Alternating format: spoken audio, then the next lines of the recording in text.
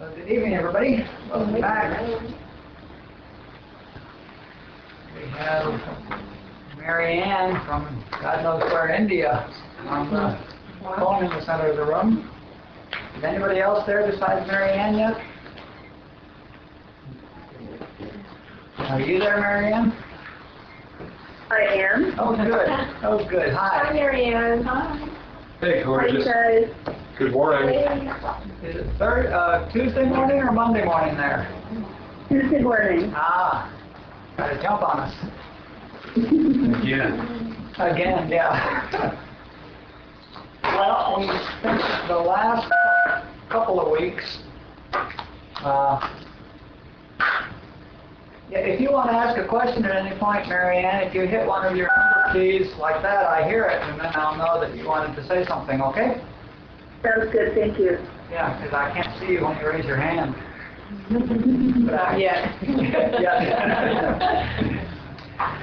We spent most of the last two classes on what is, and the description of what is, hopefully we all went back and looked at that recently, like in the last few days. What is eternal and unchanging and omnipresent, omniscient, omnipotent, it's incorporeal, and it's eternally present and eternally harmonious. And I think the comment at the end of the chapter is that doesn't seem to be our experience. So that's the lead into this week's work, and which is called What Appears to Be.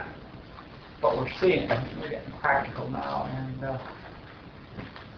please let's go slowly and ask questions at any point and jump in, because this is the chapter wherein lies all of script and all of suffering and all of that stuff. It's all in this chapter and the next chapter that we can see where that comes from. So let's begin. And as usual, pass it around the room and read a paragraph or two and pass it on. And please speak clearly so that the recorder and Mary Ann can hear. Okay, what appears to be. The fundamental principle of spiritual consciousness is all there is consciousness. An important part of this principle is what isn't said. It does not say that there is someone that is conscious of something. There is just consciousness, self-contained, pure awareness. Another principle is that consciousness is expressed as individual consciousnesses within itself. We experience this expression as creation. Creation is not something separate from consciousness. It's an aspect of consciousness. Being transcendent of time, consciousness and its creation are eternal and harmonious.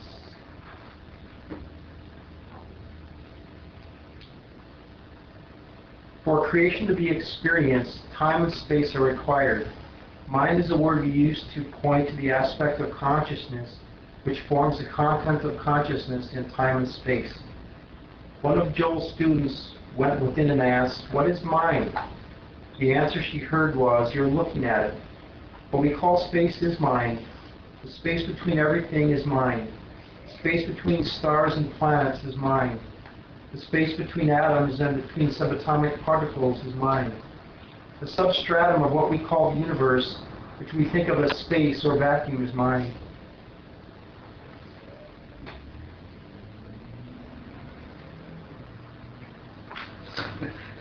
We can look again at dreams to help us visualize this. Someone might have a dream filled with people, rocks, stars, oceans, any sort of thing. Yet all these things are expressions of the dreamer's consciousness. Within the dreamer's consciousness, it's a self-contained dream, consciousness containing consciousness. There's no substance to it, nothing to it except consciousness. Everything in the dream is consciousness. The matter is consciousness, the colors are consciousness, the smells are consciousness. The hardness or softness of things is consciousness. It's all consciousness as a dream. And the dream, the creation of the dreamer's subconscious, is experienced by the beings within the dream. often including the form of the dreamer who becomes identified with his or her dream form. We can talk about different aspects of the different things and different parts of the dream, but it's really just a dream, an expression of consciousness that has no existence except as a dream. We can think of creation as what is this dream, formed by an aspect of itself, which we call mind. Creation is experienced within mind by the individual consciousnesses that participate in it, as our dreams are experienced by those within the dream. There is one mind. It's the faculty of consciousness which forms the content of consciousness in time and space. We, the spiritual beings, playing the game of having human experiences, also participate in mind. It forms, for us, the content of our individual consciousness as our individual human experience. Are we with me?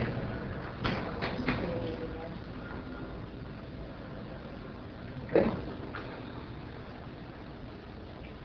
We, the human experiences, are forms within mind, experiencing ourselves as other forms within mind. We experience ourselves as having 5 senses, so our concepts of what is this expression are in terms of our 5 senses. Therefore, we experience what is this expression as being material. This is what matter is. This is what matter is one form of mind means. So what that's saying is something that we're sitting here very quietly listening to, and what it's saying is that right now I'm sitting here in mind. This being that I'm identified with, this body-mind that I'm identified with 5 senses and a thinker, is all part of what is this creation in mind. And it's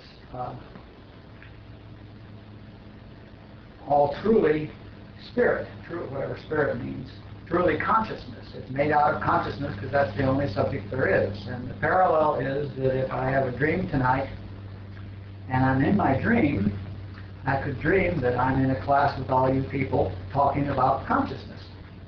And that dream would be the dream in which I'm in which I have 5 material senses and a mind, in which I can touch things and talk to people, and I see all of you. And that dream clearly is nothing but consciousness. You know, there's space in the dream, there's time in the dream, there's time for a whole class to happen in the dream, and all of that is clearly constructed out of nothing but consciousness, manufactured by what we call mind, by my own personal subconsciousness. And this parallel is that, just take that step one further and let's look at it as God's dream, if you want to use that word, or that's a little misleading because it's not God having a dream, it's a dream which is consciousness, just like the dream in my brain at night is my subconsciousness expressing. So this is God expressing, and it's expressing within consciousness, but as consciousness. Yeah. I don't know if form a question. Yeah. I thought we were awful quiet on that. No, okay. So consciousness, now we have this individual consciousness. Mm-hmm. So let's say I'm the dreamer and I dream a dream tonight, and then I wake up from it. But none of you are dreaming that dream. But right now we're all experiencing this dream together. Or am I just dreaming that? Does that make sense? It seems like when I dream at night, it's an individual part of my consciousness doing whatever of the whole consciousness. But it seems to be right now, and maybe this isn't even true, maybe all of us are experiencing something very different right here. I guess I have no way of knowing that. You, in fact, have no way of knowing that, but let's assume we are all experiencing the same thing. It is, Does that make sense? Yeah, sure. And the answer is that it's God expressed as individual consciousness. There are not 20 separate consciousnesses in this room. There's one consciousness in this room expressed 20 times. So of course, the content of the consciousness that's being expressed is more or less God's creation. For instance, in your dream at night, you're having a dream. Right. You're having a dream, and you and I are sitting at a coffee table in your dream. And you knock on the coffee table, and you say, Lee, do you see this coffee table? And I say, I see this coffee table. And you feel it? I say, yeah, I can feel this coffee table. Okay? The consciousness of me and the consciousness of you in your dream are both generated by your subconsciousness, right? Okay, so this is the same thing happening here. The dream is always private, right? Like Osho says, the dream is private. I can't come into your dream. Well, it's individual. Oh, you're talking about individual dreams, yeah. Right. Individually. But creation, but what appears to be, and we'll just call that creation with a capital C, is one expression in consciousness, formed in mind. And we'll get into some variations on that in a few minutes. But that's what I'm saying. I really want you to see the parallel between what I'm talking about here as creation and the dream that we demonstrate every night. What did you think, Jim? Just as you were talking there, I thought, even though I experienced the dream, I'm still experiencing it in a very material way because I identify with me in the dream, but only through those pseudo five senses. So still I'm identifying and experiencing it through a very material way. That's right, in the dream. In the dream, you're absolutely convinced it's real. And if I came walking past you in your dream and I said this is all a dream, it's all in your head, it's in consciousness, you're in your bed asleep, you'd think that was crazy. Say nonsense. It's real. Okay, what do you have, Jay? Well, the five senses is the gateway for me to kind of differentiate between my expression of, my individual expression of consciousness and what it is that I think that I'm doing all the time. But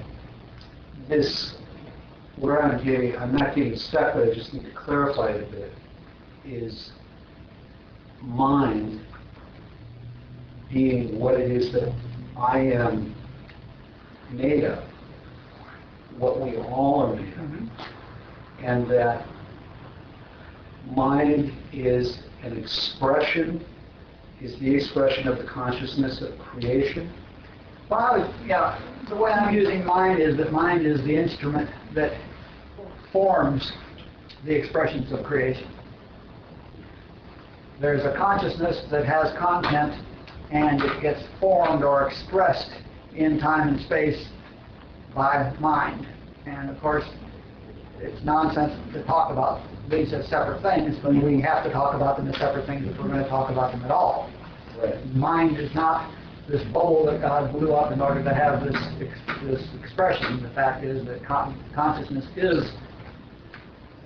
includes an expression of itself, otherwise it would be unconsciousness. Oops.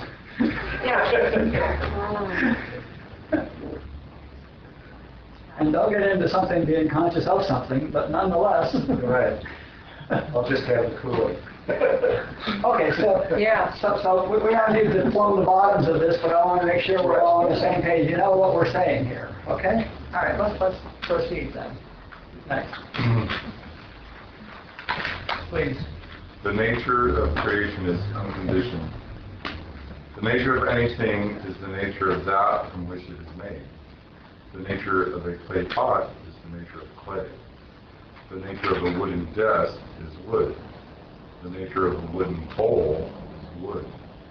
The nature of a wooden door is wood. The nature of all that what is expressed as must have as its true nature, the nature of what is, consciousness. What is spirit. Therefore, the individual beings that it is expressed as are spiritual beings, incorporeal beings, not material beings. There's no materiality in what is expression at all. No bodies. Since what is nature is pure consciousness. Which is to say, if all you've got to make a pot out of is clay, you're going to get a clay pot. And if all you've got to make a creation out of is consciousness, you've got a consciousness creation. If the nature of consciousness is eternal harmony, peace, and perfection, then the nature of all creation must be eternal harmony and perfection. And we pointed out that consciousness is unconditioned. It contains no duality, no conditions such as good and evil, right and wrong, tall and short, or sweet and sour. Mind, as an aspect of consciousness, is therefore also unconditioned. And since the mind forms whatever is in the consciousness governing it, the forms must also be unconditioned. None of the forms within what is as creation are good, evil, right, or wrong. Follow that, or did it tell you in a knot? Well, it's funny enough until I started reading the next line, and then I was okay. Because it's not my experience. And as you say, right, the next No, but do you follow the Yeah. logical sequence? There's a piece of logic in there. And you know what I mean by unconditioned? Mhm. Having no values associated with the conflict. Yeah, it doesn't have any judgments, values. Nothing conditional, no judgments about it. All right, good. Lee, can you say that again about what's describing unconditioned? What did I just say? I mean, I'm asking, what do you want me to say again? Oh, can you define unconditioned? Unconditioned really means having no judgments, no dualism, nothing relative. For something to be good, there has to be a bad. For something to be short, there has to be a tall. Those are all conditions of judgment, and they're not in consciousness, and mind does not introduce them, is what I'm saying, because mind is also an aspect of consciousness and has no conditions in it. So there's no place for conditions to come from in creation. So the unconditioned mind is not the human mind. The unconditioned mind is our true identity. There's only one mind, and it is unconditioned. But, as we will get into later, when we interpret what is formed in mind, we interpret it conditionally based on our conditioning, and based on our judgments, and based on our concepts, and based on all the nonsense that we add to it, that we can suffer. And that's what the script comes in, based on our script. That plays there. So like the projector, it adds nothing to the movie. That's right. And one person, yeah, beautiful. Yeah. Like a projector adds nothing to the movie.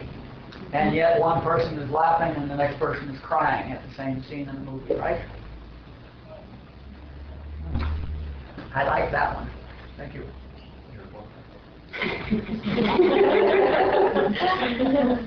So, what's the analogy of the projector? The projector is like It's like mine. mine. Film, let's say film is the content of creation. And the projector and the screen are like mine. And so the projector forms the content of the film on the screen. And it doesn't add the conditions to it. It just, and the reality is that this is even better. The projector is taking the content of the screen, of the film, and putting it on the screen, right? And what that means is that it's putting light on a screen. Okay? That's all it's doing. It's putting light on the screen. It takes our intellects to turn those lights into people and wars and flames and sadness and puppies and stuff like that. That's all on the receiving end, not on the generating end. That's the point. Like on the screen is the effect of the film and the projector. Okay? And it's still unconditioned. It's just lights on the screen. Nothing going on there except flickering colored lights. Yeah. That's good. And then we get all emotional. Let's go on. Okay, Marianne? I'm good, thank you. Cool.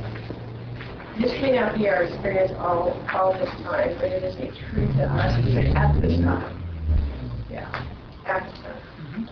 But it is a truth that must be accepted if we start at the top versus downward logically, as we just done.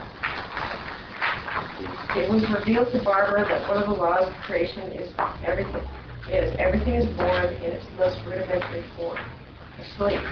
In the case of consciousness, that means ignorant. If we look at the history of humanity, the story we see, that's the story we see. 100,000 years of rising from primitive man to whatever we are today. We also see the individual human consciousness. Consciousness is progressing from the level of animal to transcendental. Leelaa is a Sanskrit word meaning the play of the gods. We can think of a theater, which is an expression of God, and some scenery, another expression of God, and some actresses and actors, more expressions, acting out their roles, which are part of the play written by God. There is also an audience, God, of course. Theater is mind. The actors and actresses are the spiritual beings. Their roles are the human experiences, the human senses, and the human belief in good and evil. The scenery is materiality, and the storyline is about each of the roles growing from the state of ignorance to the state of transcendental consciousness. The members of the audience are the ones who have progressed far enough to watch the play while still participating at some level. Carlos, as you get how that, this is a very useful tool to use, and it's especially useful to, I like the actor and the role dualism as reflecting the spiritual being having a human experience dualism, okay? And it's especially useful, and we'll comment later, that if we keep that distinction, that the actor is playing a role, and what the audience sees is the role. They don't see the actor, but the actor, if the actor is a good actor, is constantly aware that it's an actor playing a role, and is not caught up in the role. If somebody kills somebody in the play, they don't go out and kill the murderer, you know. They know it's a role being played. Okay?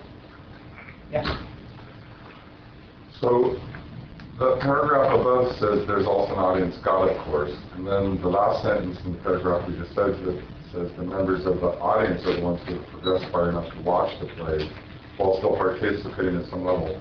So is that making a different level of consciousness as the member of the audience? One has a higher level of consciousness, such as you compared to me, Yeah, in I'm the talking. human conscious form.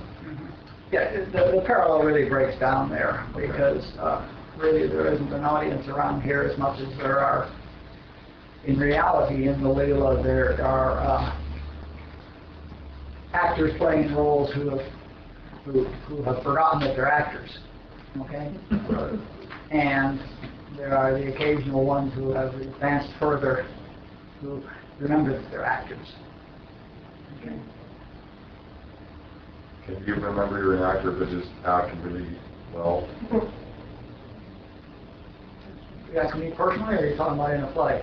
Just as like the kind of like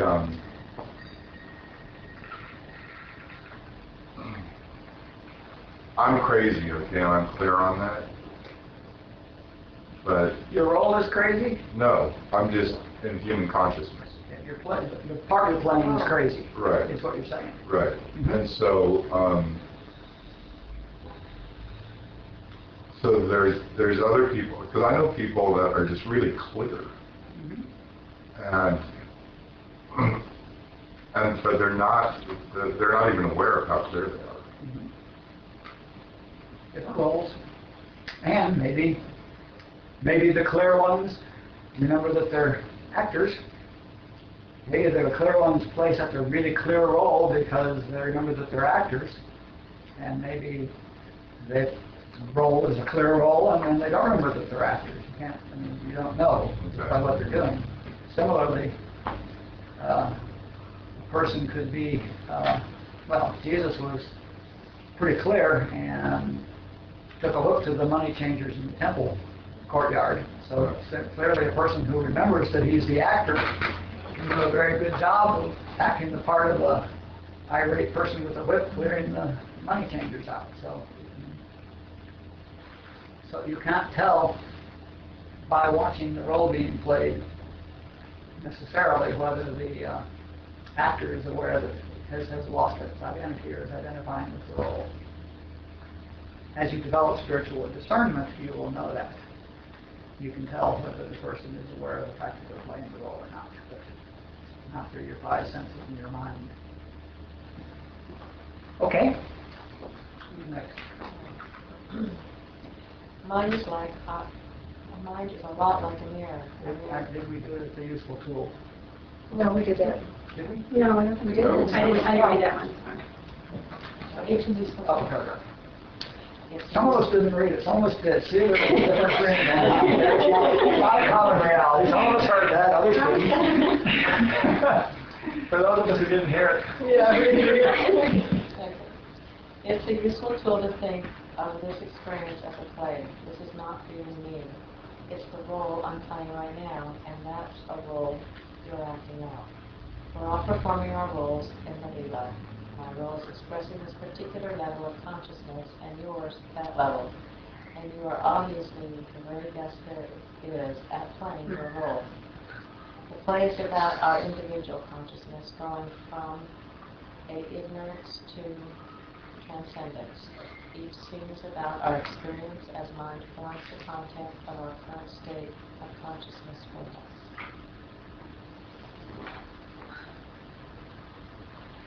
Lee, Yes. I have a question. These are really hard to ask questions about because. Sure.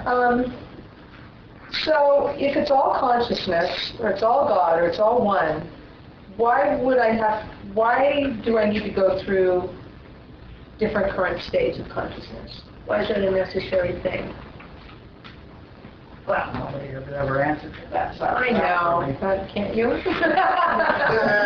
Do you know what I'm saying? I mean, obviously, if you look at a group of people, there's some that you would consider at a very low consciousness level, and some you would consider... Sure, that's what the story is all about. The play is about going from darkness to light. Transcendental. But why?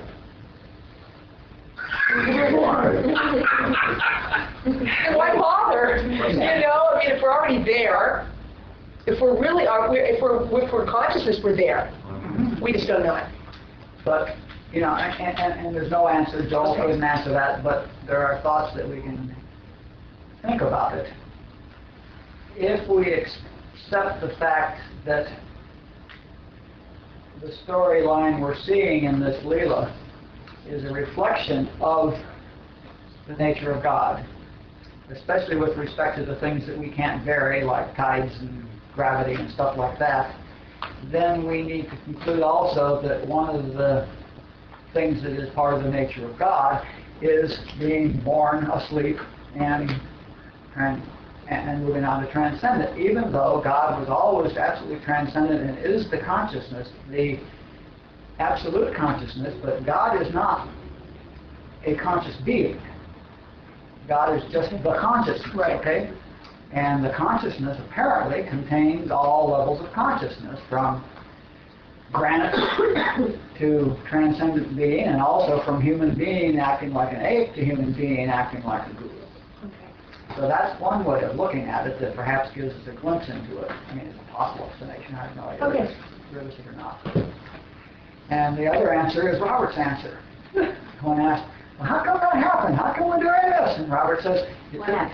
It didn't. Oh, yeah. It never happened. And that's the other answer, How come I drowned in my dream? You didn't. You never were in your dream. Okay. Thanks. So it's an illusion. And it's not your illusion, it's God's illusion. Yeah, that's different. If I have a dream at night and I drown in the dream, and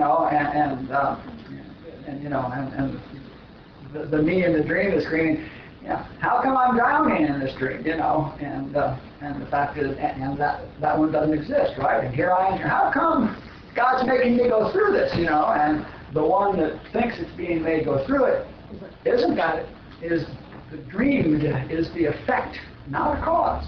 Okay, so the question is really hard to ask accurately. Always is, always it's the wrong question. How come I have to go through this? It's the wrong question.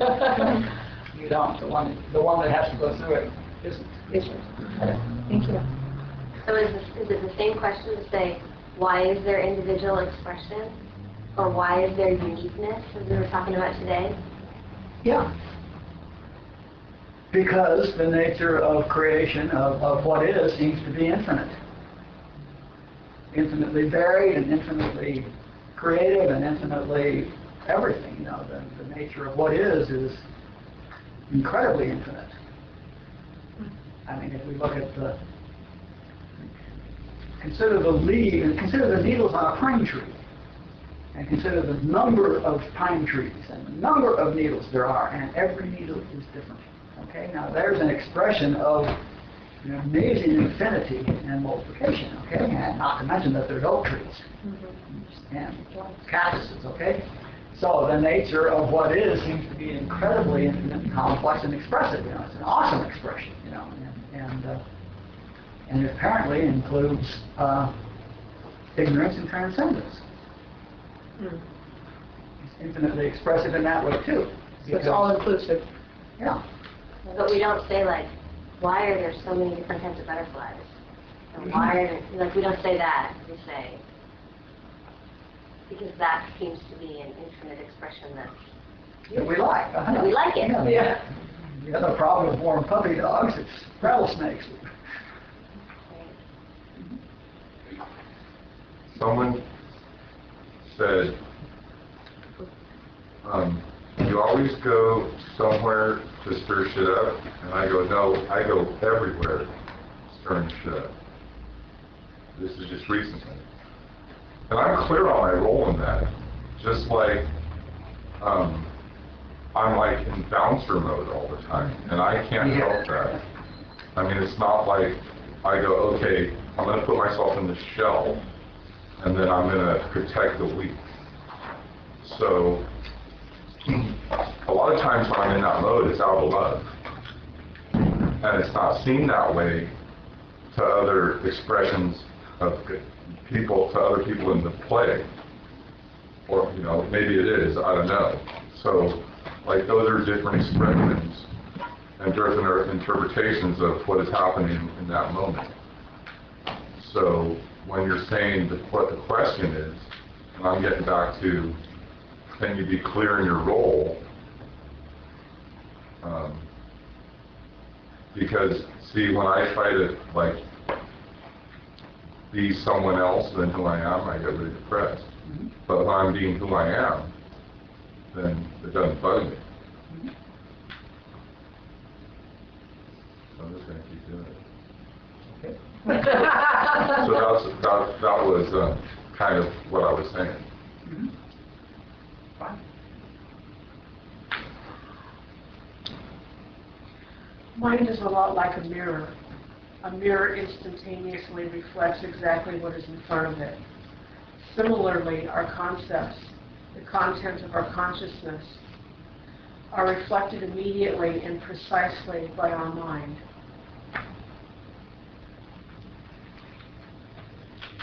What we experience is our concepts of what is as expression, and our concepts are determined by where we are on the path from ignorance to transcendental consciousness.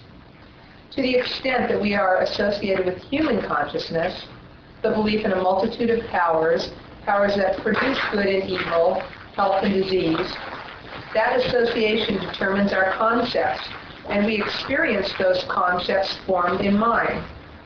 To the extent that we are not accepting the lies in human consciousness and are discerning what really is, that becomes the content of our individual consciousnesses, which are formed by mind, and we have experiences reflecting peace and harmony. A spiritual consciousness is one which has transcended the beliefs in human consciousness. In proportion as we have transcended the human beliefs, we are able to see what is as expression, formed as mind, as having the nature of harmony, eternality, immortality. How about that? Can you say something just about the first line? What we experience is our concepts of what is an expression. There's an overlay now. What mind, unadulterated, the one mind forms is creation. It's an expression of creation. Now, what we experience, lost the page, I can back to the page.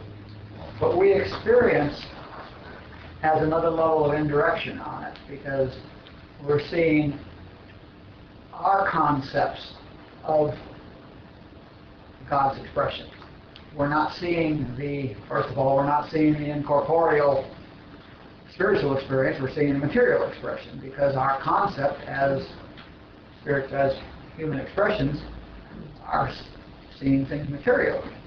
Similarly, God's expression, what is His expression, doesn't contain good or bad, but we see things as good or bad because our concepts, my individual concepts, contain the thought that something is good and something is bad, and therefore that's my experience of it. And back to the movie, we've got this projector that's projecting the content of this film up on the screen, and there's no conditions up there, it's just light on the screen, and you're laughing and I'm crying. That's your concepts and my concept about what that image means, and my past history in relationship to that, and yada, yada, yada. But, we're both interpreting the flashes of light on the screen entirely differently based on our conditioning and our concepts and our heredity and the country we're born in and our sex and our age and, everything else. All of that is now determining how we interpret the expression in mind. So that's like a funnel, right? The conditioning is the funnel. Yeah. Like here's the source, and then, but we only are conditioning is like if we go back to the diamond with all the facets, and each one of us is a facet of the diamond. If you look in through any facet, you can see all of the diamond. If you take a magnifier and look through the facet, you can see all of the diamond. But if there's something on my facet, and you look through it, this is the source of the through a glass darkly. What you see is if there's stuff, if my facet is not clear, then the image that you see looking through my facet, the image you see of the entire diamond, is not true, not pure. It's colored by the stuff, the disharmony that's on my facet. Okay? And so it's not quite yet the funnel. Then we say that to the extent that I'm in touch with human consciousness, human beliefs, that is the extent to which there's shit on my facet. And the extent to which I'm in tune with God consciousness is the extent to which my facet is clear, okay? Now, the funnel that Barbara draws with the widening mouth is that as I become more aware of the presence of God, my funnel gets wider. Okay? So she uses the funnel as the width of the funnel as a measure of the extent to which I'm realizing the presence of God in my life, which I would have said just a sentence or two ago as the extent to which I managed to clean my facet. And this, by the way, for those of you who read Zen, and you have all the Zen koans and all the games about the dusty mirror and cleaning the dust on the mirror, and there's dust on my mirror. They're talking about, of course, the dust on your mind. And the mirror, when they talk about the mirror, is the mind. So now you should be able to solve all the Zen koans that deal with questions about mirrors. This is exactly what it's talking about. The shit on the facet. If you're looking through the shit, you don't see what God created. You see shit. So identifying with the mind-body is identifying with all these concepts and never thinking it's the measure of all these concepts, mistaking, just clouding the true identity of who you really are. Distorting your view. Not changing what's in the diamond. It's just changing your view of it. To the extent that I think I'm a human being, I'm available to be conditioned by the 6 billion people who are out telling me that I don't have the right car and the right muscles and the washboard stomach and my hair is not the right color and yada, yada, yada. And that's what I'm seeing. So how can you, you're saying that isn't human consciousness the concept? What concept? concept? The concept that my facet is dirty, or your facet is dirty. We'll get to what human consciousness is here shortly. Human consciousness is the belief in good and evil. Okay, so the concept, And that is what I say corresponds to dirt on the mirror, on the facet. so the concept is just false, Yeah, but sure. it's not consciousness. It's not in this context. In this context, the idea that something's bad is just dust on my mirror. So is the idea that something's good. Okay, so therefore just concept. Yeah, this concept. I just got this picture in my head of a windshield wiper, and that like this work is that muscle that keeps, and I'm driving in the desert, and all the bugs keep coming, and but it has the windshield wiper, Yeah, very useful thing to have. Yeah. Maybe bookstore. What you just said is exactly what was covered at the end of the what is thing. In the part that says, what is present where what is realized. Yeah. And so the extent to which what is my personal experience, is the extent to which I am aware of what is. That's what keeps your facet clean.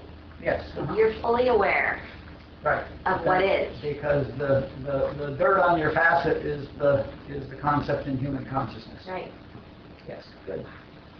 Well, we're doing good between movies and facets. And funnels. Good, good. All right, let's go on. Mind, correctly used, is an instrument of awareness. It's the instrument that we use to become aware of what is. Along the way, it shows us what we currently are believing, not with our intellect, but way down inside of us. If the reflection is not one of harmony, we must be entertaining a false belief. You got dust on our facet. Human consciousness. Human consciousness is not an accurate expression. There's only one consciousness, and it's not human. It's the consciousness. When we say human consciousness, we're talking about beliefs. Universal human beliefs in more than one power. Beliefs that germs have the power to cause disease, that medications have the power to heal physical or mental problems, that there are economic laws that can cause lack, and that we're separate, independent, and on our own. Human consciousness is nothing more than all the beliefs and powers other than what is. This is just a definition.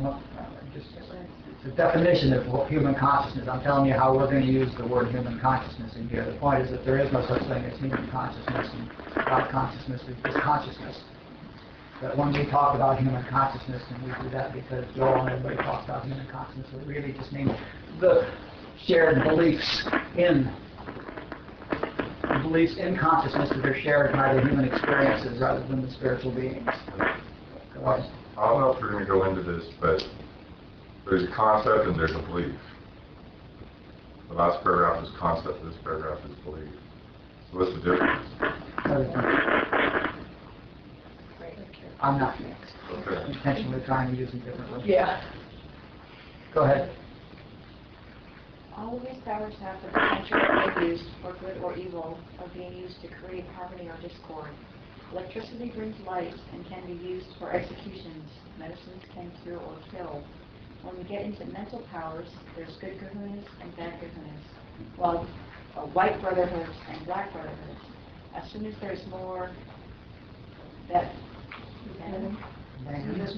one power, we have good and evil, right and wrong, dualism, and all the opposites. According to the Bible, we were kicked out of the Garden of Eden because we ate from the tree of knowledge of good and evil. The belief in good and evil was introduced and paradise was lost. Suddenly, there were ideas that could cause discomfort. Suddenly, there were lack limitations. Suddenly, there was human suffering. Patanjali, ignorance, ego, aversion, attraction, and the fear of death arose as a direct result of the belief in more than one power. In other words, human beliefs mean suffering. Being human means that we are playing a role that believes in and therefore experiences good and evil.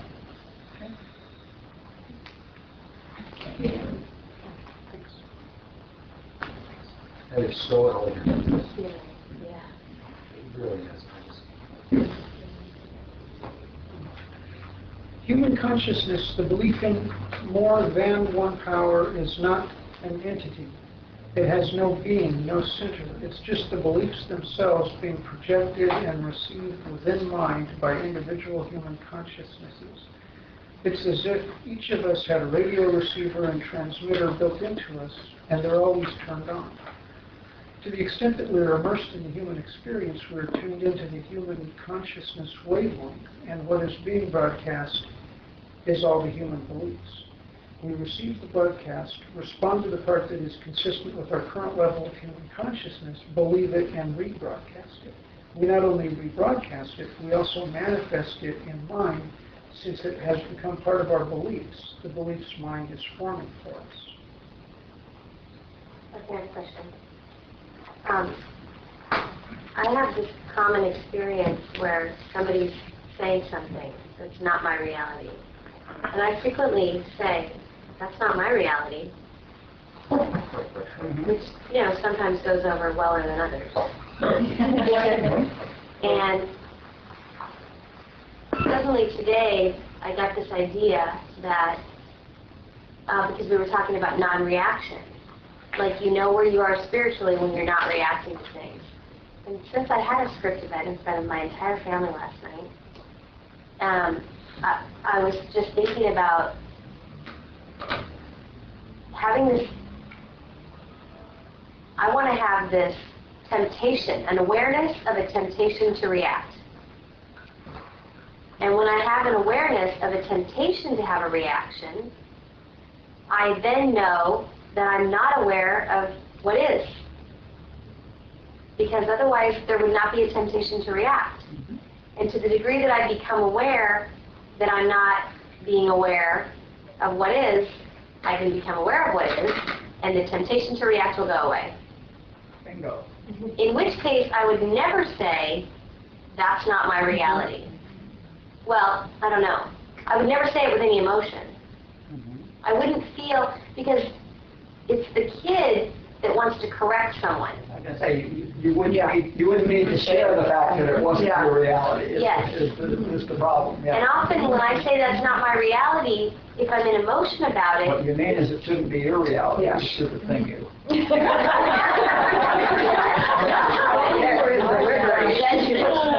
You're reading their script. Yes. You're reading their script. Yes. It's guaranteed to get busted. Yes. Yes. It's a sure way to get into a script Right. event. Well, that's not my reality. That's a script reading. There's an arrogance with it and a judgment. And on some level, I feel like I'm just trying to clarify for my own self. Barbara would not say that, see? But she would say something that was the same thing. If I'm coming up to you and I'm blasting, or you come up to me and you're dribbling out all your dribble about how the world's going to end tomorrow and something like that, Barbara would say, is that so? Dump it back to you, is that so? I'm not saying it's true, I'm not saying it's false, I'm not saying anything about how it hits me, I'm not co-signing it, and I'm not reading your script. It's a nice, it's delicate to not co-sign and not read a script, okay? If you're playing in the adult consciousness, in the spiritual adult consciousness, which is a difficult field, you have to find a way to not co-sign and not read a script. I have a question. Then punch him. Because now you're getting into scripting kid. Well, I don't really want to. Okay. Because I'm getting back to the roles, which is, I watch a lot of people in this room play their roles, and then I play my role, and like sometimes they're really inauthentic. Like, Do you have a question that's about so my question Okay. is, when I'm sitting there and they're playing that role, I'm just kind of confused in the mind, the concept, and the belief. Consciousness is mind, so there's only one consciousness, there's only one mind. Within that mind, there's a concept. So my concept is you're being inauthentic. Is that with the belief, which is human consciousness? It's your belief or your concept. They're really pretty interchangeable. If you have a concept about something, that means that's what you believe about it. So I would say if you think I'm being inauthentic, then you have a concept about me as inauthentic. Right. And then when I'm being a jerk, that doesn't necessarily mean I'm being a jerk. It's just in this dream that we're all having in this reality, because she's getting that, then... Some people you're a jerk, some people you aren't, is the fact. And you're being a jerk is their concept. It's not true. It's not the truth. A spiritual adult can't see a jerk. Because when I was listening to her and she's saying that's not my reality, whether as a script reader or not, there was concept involved in her saying that. When she said that's not my reality, there's still concept in that. Yeah. She's really saying I don't believe that, is what she's really saying. Right. Okay, so it's a belief. Yeah. Right, okay. No, so somebody will start talking about how they're sick or they're in lack or there's something or something. And I'm clarifying for myself that I don't believe that. Yep. And if you need to say something to them, you say that's so. I like that. That's so. Who told you that? All right, let's go on. Can I ask one more? When we say my current level of consciousness, if I, try my efforts to sort of get more spiritual consciousness, to raise my level of consciousness, does that affect the play, or is the play, does it just have a flow that it's going to have no matter what I do? Are you asking, as I the spiritual adult or I the role? Well, who is it that has a current level of consciousness? I mean, who is it that can be said that? The role. Okay. Actually, the role has a certain awareness of consciousness, yes. Certain awareness of consciousness. Okay, so it's the role that thinks it's sitting here trying to get more data here. Right. The part you're playing is a part that thinks it needs to become more aware of the presence of God. And presumably, as the part you're playing becomes more aware of the presence of God, the events that happen to that role will become more harmonious. Because that's the way God wrote the play. Can you repeat that, please? In the role, I think I have a certain level of consciousness, and that I have certain beliefs, and that determines my experience. Okay. Now, as I expand my awareness of the presence of God, my beliefs change, and what I see in mind changes, and it changes to be more harmonious. To where I would no longer see what I was just talking about. Right. So it's just, It's the same as saying with the more spiritual adult you have, the less judgment you'll have.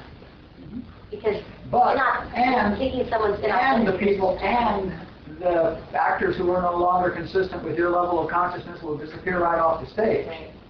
Say that again? And the actors and actresses, the other roles which are no longer consistent with your level of consciousness will disappear right off the stage. They will not be in your scene anymore. So if you don't like the people that are in your thing, just raise up in consciousness and you won't be with them anymore. Exactly. It's called breaking script. Yet the same actions can be occurring in life, but you still may have a different view of what's going on. But the people who were harassing you and may, if they're incapable of a different behavior, they'll disappear. They'll move to the next county. It may also be that they were only harassing you because it's your script, in which case they will be free to behave differently. But the harassment will stop. It's kind of like I was thinking, you know, how the thing you always hear when people get sober, everyone in their life seems to change because the consciousness is just lifted. Right. And again, those people that are not at that level start dropping out of your life, like your dealers and your local bartenders and stuff. That's why we say in AA that you got to change your playmates, because if you keep your playmates, you're keeping your level of consciousness. If you let your consciousness grow, the playmates go. But there's a flip side to that, is I'm seeing you as, not you, but I'm seeing you as inauthentic because I'm at that level of consciousness. And if I'm lifted, I'm like, oh wow, you really can be happy at all times. And it really is wonderful. And now I grow into I'm still waiting for that to happen, of, bliss. And then I'm around happy people all the time. And you just stop watching the news, and it's amazing how your experience of life changes. Yes. Absolutely, absolutely. Get on SpongeBob. If you really want to start your day out right, you got two choices. You can meditate or read the editorials. Let's go on. Where did it stop? I think there's no intelligence center. Read the editorials. There's no intelligence center to human consciousness, no one deciding what to broadcast or who to broadcast at. It's just the broadcasting, receiving, and rebroadcasting, sustaining itself. I get my belief reinforced by my receiver and rebroadcasted. The rebroadcast reinforces someone else's belief, and they rebroadcast. There is nothing more to it than the transmitting and receiving of the human beliefs, which is self-sustained in mind. It's just thoughts flying around in mind. And I think you see this, I was listening to a Barbara tape where she talks about, and I don't want to get into the whole thing about the consciousness of children being one with their parent to a certain age, and that is so huge when you look at children and what their consciousness they reflect out there is really not their own at all at certain, it's that around them, which is just very, I mean, that's such a clear way of seeing that. But the point is that you must accept that human consciousness is absolutely impersonal. There's no source. You know what you mean by that? There's no source? Yeah, no source, no center. It's absolutely impersonal. It's not like anybody is deciding what human consciousness is. It's got no center, it's got no ego, it's got no will, not just beliefs. It's like we said, it's not somebody that's conscious, and it's not somebody that's consciousness, it's something that's just consciousness. When we say human consciousness, we mean just the beliefs. And if everybody everybody in the entire world, all at the same time, stopped a particular belief, it would disappear. It would be gone forever. Okay? Because nobody reflected it. Okay, so it's got to be, somebody would have to actually recreate it and start broadcasting. The whole marketing segment would drop right off. Yeah, that's right. It's a big library. Okay, that's all that's saying. Next. Human consciousness also has no targets. It's completely impersonal. Each human picks up what's appropriate to his or her current level of consciousness. But the broadcasting is universal, and it has no power. There is nothing to sustain the beliefs except the beliefs themselves. They are not true. No laws uphold them. They are a nothingness. But mind does form whatever the consciousness governing it believes. So when you say they are a nothingness, in that comes the non-reaction.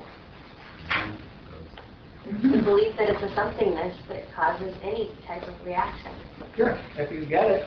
If you really get it, there's If you nothing. get it, that it's absolutely impersonal, and if there's nothing to sustain it, and there's nobody directing it, and it's your choice whether or not you're going to listen to it and rebroadcast it and manifest it, or just not react. You know, if you get it, you get it. You know, but you have to be a spiritual adult. You've got to catch it on the way in. A 2-second window. The belief that it's nothingness is also a somethingness. It's the knowingness that is a nothingness. Or a non-knowingness kind of, isn't it?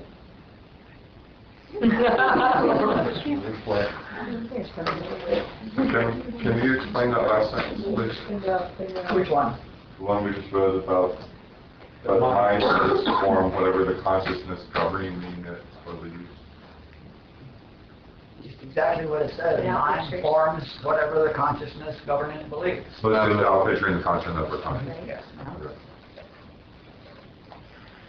I'm saying that there's no truth to any of that stuff, and there's no laws upholding it, and it has no power, and it has nothing to sustain it, and nothing to direct it, and all that. Nonetheless, you experience what you believe. You experience what you accepted. Let's see, I would like to get halfway through this tonight. Where are we? We've done, let's do one more section, even if we run over. We are over. I'm sorry. That was my teenager.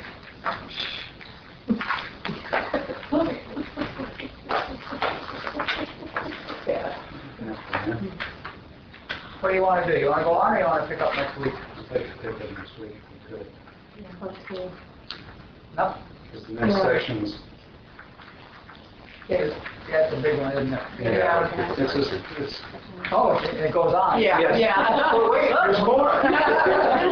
This is probably a good place to Like break. six, 12, 12, 12. Whoa, all right, let's break here. We'll maybe or maybe not get through it next week. It doesn't really matter. I've already decided that at the end of 10 weeks, if we're not done, we can go on. So, cool, we'll get through it. That's more important to hear it. And all I want us to do is hear it, understand what's being said. There's no intent that anybody should believe it. You know, you will find out whether or not it's true. But the purpose of this workshop is to hear what's being said, to understand what's being said. Okay? So we're doing pretty good at that, I think. And I hope it gets better every time we do it. Let's get quiet.